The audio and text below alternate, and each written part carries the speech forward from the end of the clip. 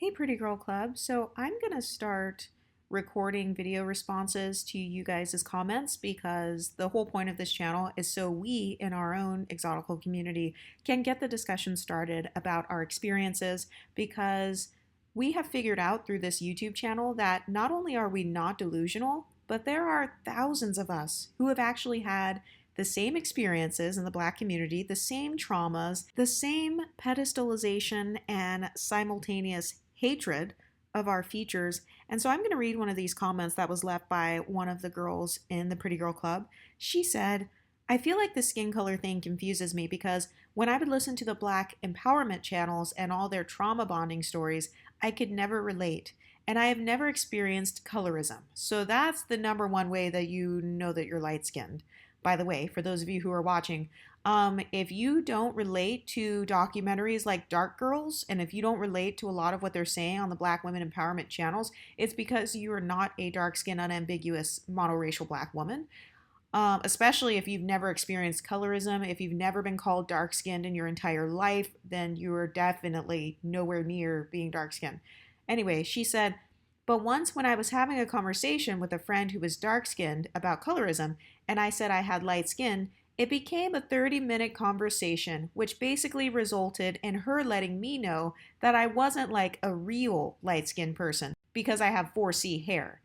So, once again, this exotical here is going through the typical light skin trauma, which is where you have a non-light skinned person trying to take you down a notch and trying to convince you that you're much darker than you are, or they're trying to use whiteness against you, or they're trying to use your hair texture against you. They're basically weaponizing your own Black features against you as a humbling tactic. So this girl said that someone told her she basically wasn't a real light skin because she has 4C hair.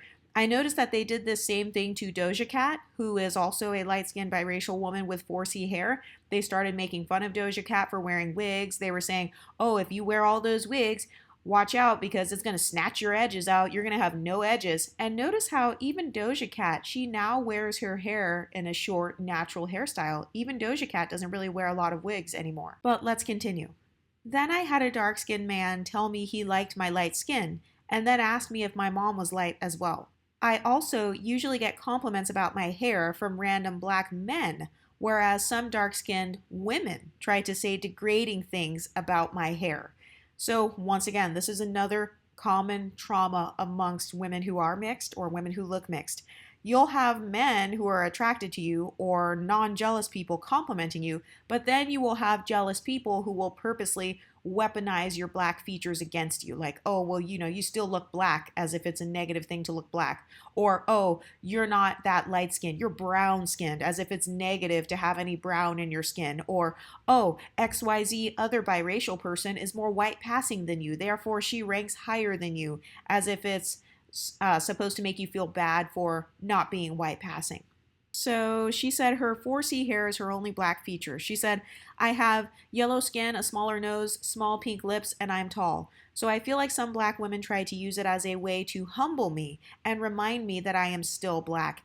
And haven't you guys ever noticed this? People love reminding you, oh, you're still Black, as if embracing being mixed is somehow denying our Blackness. See, only people who are not mixed think that embracing mixed race heritage means you're denying your Blackness. That's how I know that the person who's saying that towards you is not a mixed race person. Because here on this channel, we're not trying to deny our Blackness. We're not trying to escape our Blackness. All we're saying is, hey, I am Black and something else as well. We're not trying to say, oh, I hate my Blackness, F Blackness, but people who have an inferiority complex about their Blackness, they will get offended and they will automatically try to take it as, you think you're better or you're trying to escape Blackness. This has actually happened to me before when I was at work. This unambiguous Black man, he was like, nobody gives a fuck that you're mixed with white and Mexican. Nobody gives a fuck. You're Black adjacent.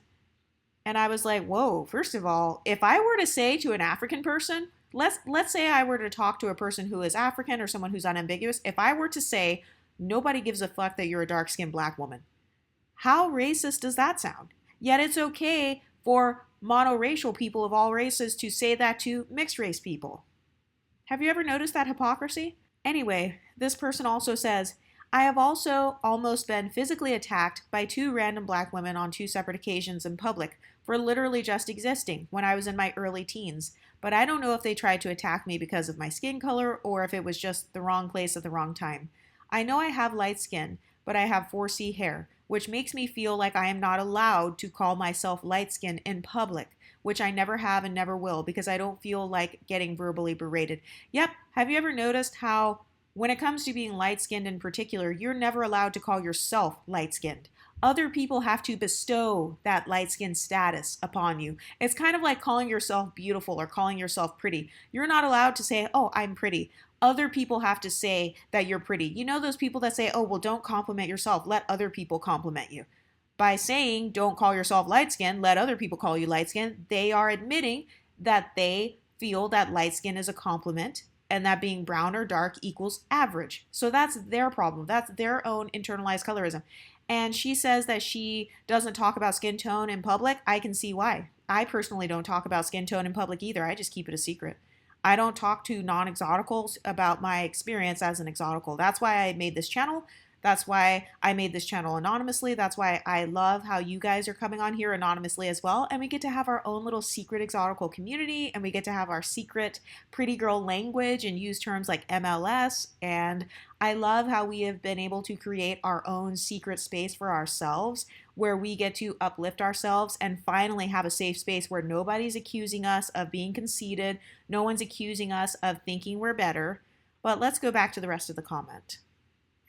She says, sometimes I feel like black people just hate me, and when I tried to talk to my dark-skinned friend about it, she made me feel like I was delusional, so I never brought it up again. And thank you, Exoticals United, for your channel. It has really helped my mental health a lot. Yeah, I no longer argue with ignorant people, and like I said, I like to keep my stuff a secret because I feel like people who are not a part of my community, people who are not a part of the Exoticals community, they're not going to understand what we're talking about anyway. And if anything, they would more than likely be offended because they have so much trauma over there and so much PTSD to the point where if you look different than them and you love yourself, they take that as being a supremacist of some sort.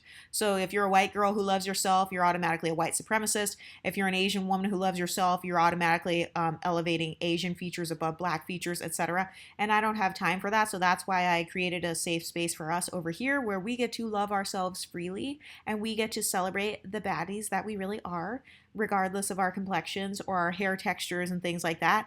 And this channel alone is proof that we are not delusional, because how could we be delusional if there are thousands of us all across the country, all across the world who have similar shared experiences? So what I would call this is reactive abuse. So in the African American community, a lot of unambiguous women have been abused by black men or colorist men who have not chosen them based on their skin tones or phenotypes or whatever. And so because of the abuse that these women have experienced at the hands of black men, they will then react and take out that abuse onto mixed race women or the quote unquote preferences. So instead of addressing not just black men, but also the white men who created racism and colorism, instead of addressing the actual people who created colorism and all that and the people who are actually upholding it, they choose to address us. And we can't help how we were born. We just happen to be born this way. We just happen to exist this way.